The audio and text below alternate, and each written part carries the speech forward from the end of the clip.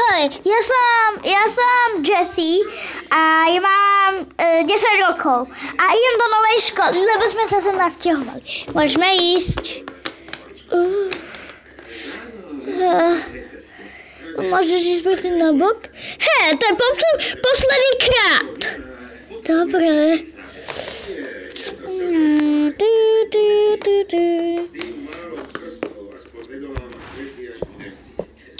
Ahoj, jak sa voláš?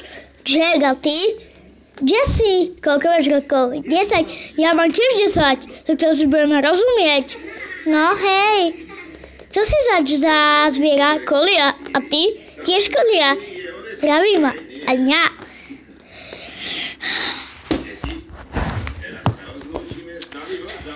Jessie, začujte zvoní, prosím. Choďte si sadnúť do lavic.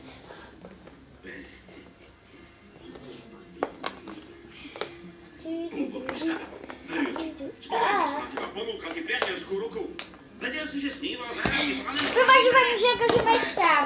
Nevadí, Lilia. Dobrý deň, dneska sa budeme učiť logopédiu. Dneska to budeme mať logopédiu, ale máme tu novú žiačku. Príď ku nám, Jessica. Povedz nám, čo všetko vieš o sebe.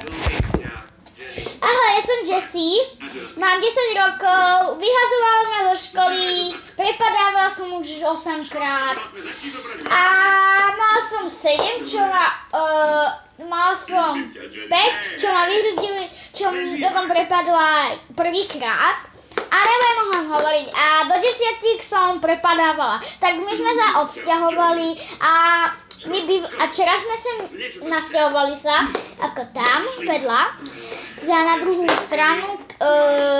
stranu ulice a tak som tu do škole. Dobre, že si môžeš si sadnúť. Mali by sme vymyslieť slogan. Ten slogan je niečo ako život je ako bomboniera, alebo ako ten ciskus. Tak. Čo je to? Takže, deti, to mi prečíta.